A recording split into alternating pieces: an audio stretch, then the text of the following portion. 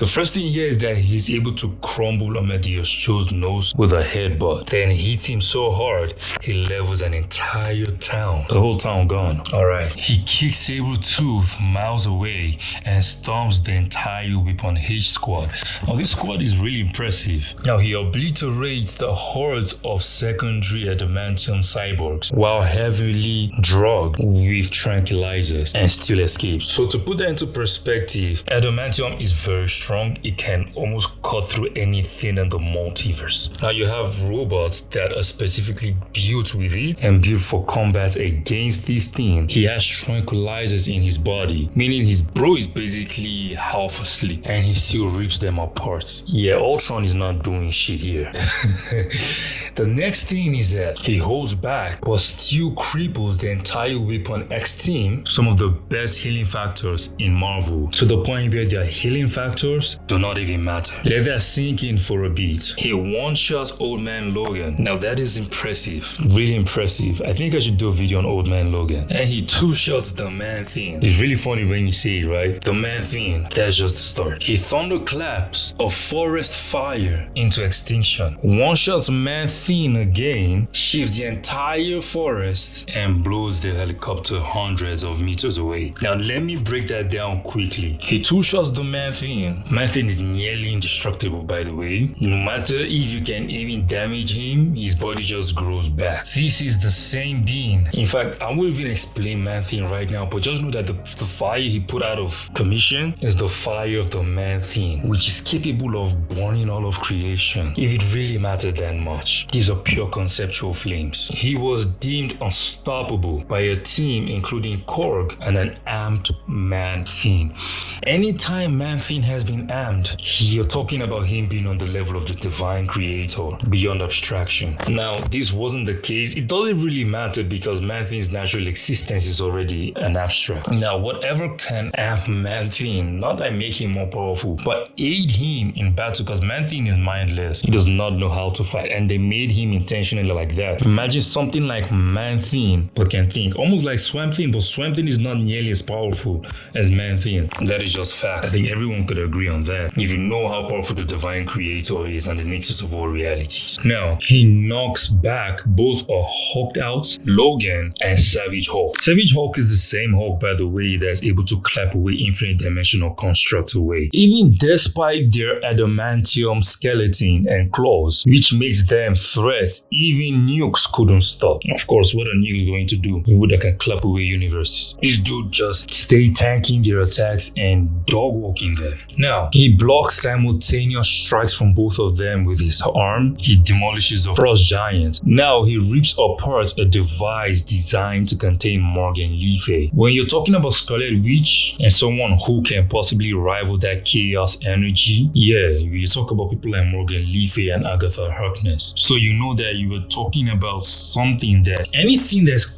just, and also this just shows you how powerful the Hulk is actually, because almost anything created from the Hulk's genes, like the Red Hulk, Sabretooth, Weapon H, what else is created from the Hulk?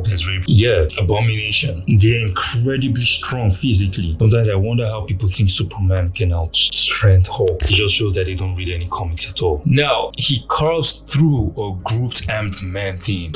Not really impressive, but when you really consider the fact that Man-Thing is now able to think and stretch out his arm and actually fight properly and just burning anything with conceptual flame, that really becomes a threat. Because this man, if Man-Thing could fight, most people would be in trouble. Every single hit you get from him would be like an infinite multiverse just blowing up in your body. That is not a joke. Now, and to really analyze this, Weapon H is essentially Hulk on steroids. Taking down Man-Thing multiple times is insane, especially when Man-Thing is in full protector mode. The fire he extinguished was no ordinary fire. It was conceptual flames designed to burn away threats to the nexus of all realities, which includes abstract concepts. Even surviving his hits from Old Man Logan is staggering, and defeating hybrid Hulks with adamantium claws is beyond comprehension. Imagine Hulk's rage fused with Wolverine's deadliest weapon. This is Weapon H. Now, as for his durability, right, there's nothing much here. You should know that it's durable a lot and all, but the first thing here is that his His eyes are impervious to bullets that can shatter vibranium glass. Think about that again. Just to really show you how powerful his physical body, his eyes, adamantium cannot really damage them unless when it's Wolverine doing the damage himself. Alright, the second thing here is that he shrugs off multiple slices from Old Man Logan, which is insane. I need to do a video on Old Man Logan. People really do not know that Old Man Logan would absolutely corpse stomp whatever his younger self has going on. He survives a man-thing Fearborn, like on a large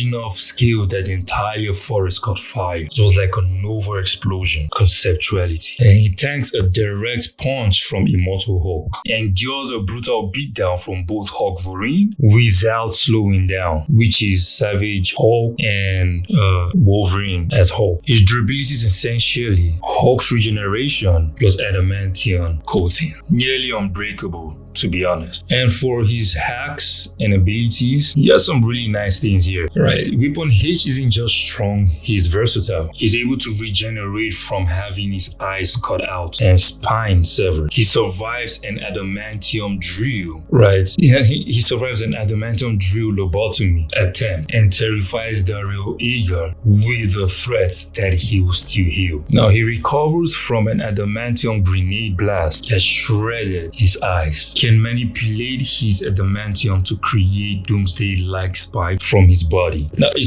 sounds like durability feats, but these are basically healing factors I'm talking about. The next thing here is that he wields Wolverine's level of claws, which is basically what makes him a threat. And you need to realize that his bones are as durable as Hulk, and then it has adamantium coating. Alright, let that sink in. He launches claws like missiles. He can control nanobots at will. That is a threat. After being drained of gamma, he shifted his frequency to mimic other Hulks. Grey Hulk, Harpy, even Red Hulk, energy absorption. In composite form, he combines all Hulk powers with incalculable strength, fighting the Elder God set for half an issue while using military tactics. You can just see it just gets more impressive, right? He can shift into an abomination form that turns invincible. Did you hear that? Imagine fighting abomination who is invincible and has adamantium coating. Alright, dude can transform, can heal. What else? He can absorb energy, any form, and replicate the form of what he absorbed with his original strength. Alright, that is insane. Now, after Ultron's enhancement, he gains gamma eye beams and gamma burst. Basically, he can shoot lasers from his eyes now like Superman, but gamma.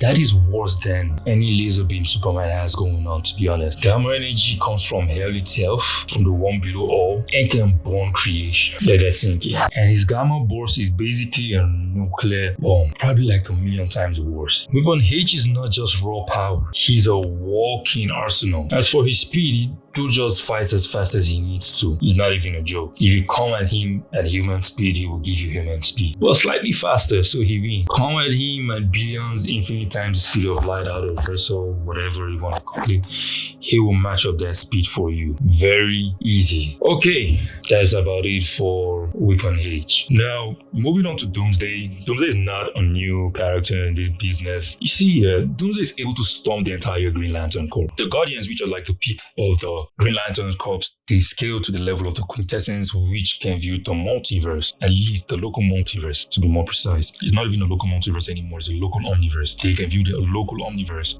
It's stated many times that the local omniverse is a fiction of the gods first, so makes sense. So we're talking about casual out-of-verso feats already. His bone protrusions are sharp enough to cut Kryptonite skin. Superman is nearly indestructible, not for gods actually, but for anything below the god sphere, trying to damage Superman is as good as wasting your time. It's not even a joke. Like, you're pretty much just wasting your time. Like, better you just go get something like Kryptonite, go look for Batman, or get something from the god sphere. You know you're not going to cause any damage to him. Now, it's important to know that just like Hulk, Doomsday was also made up from Superman's clone. So it's not far-fetched to say that he will be able to damage Superman. Almost every Kryptonian can damage Superman because they're just that strong. Now, his famous battle with Superman where he killed Superman is very impressive. Being able to kill Superman is really impressive. I don't think I have to say much about that. And he also died in the process. Just Superman is him. But he storms the entire planet of Apocalypse. Let me let this be known. The dark side is not native to the God's Fair. It's mostly his clone that is there. Dark side is a being beyond the multiverse. But even beings whom are native to the God's Fair, ordinary power demons,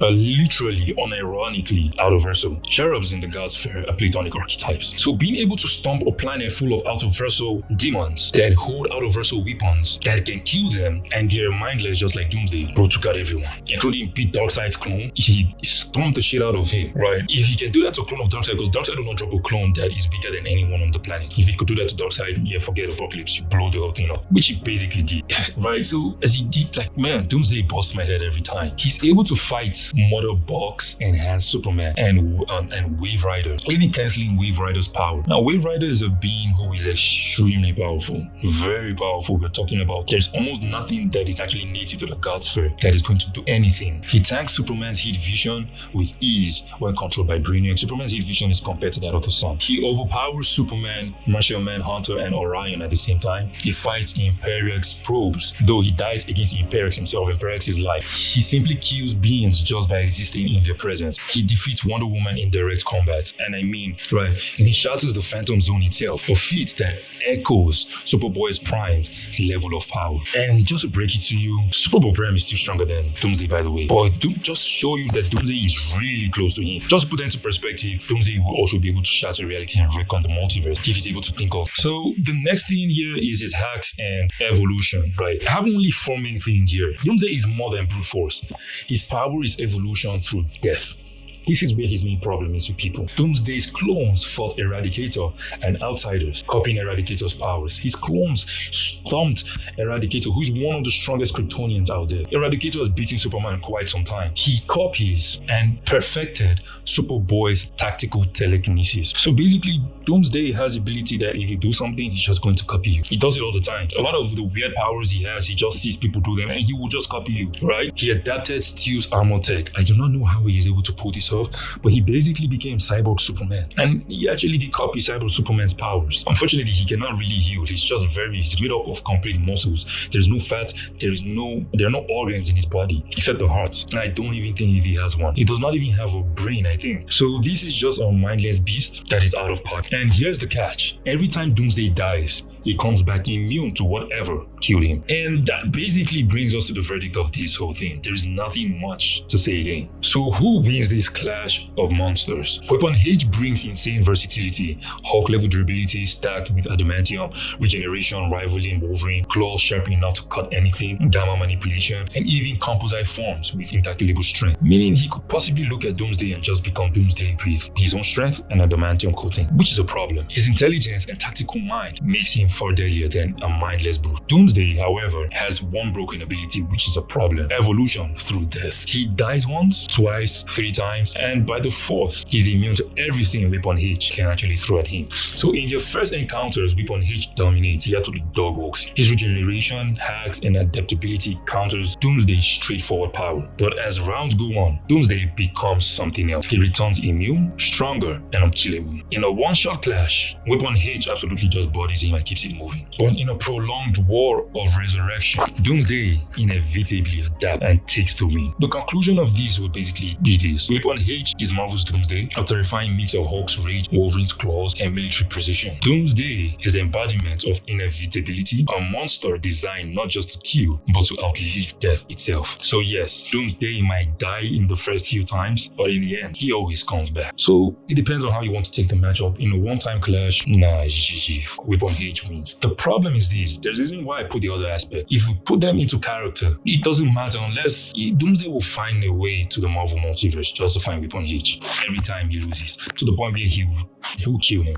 The reason why he keeps fighting Superman and Wonder Woman and the Justice League, if you beat him, just expect that, give him like 1-2 months, he's back. It's a problem. They need to change that dude somewhere. But yeah, that's basically it. If you found this video informative, please hit like, share, comment, subscribe.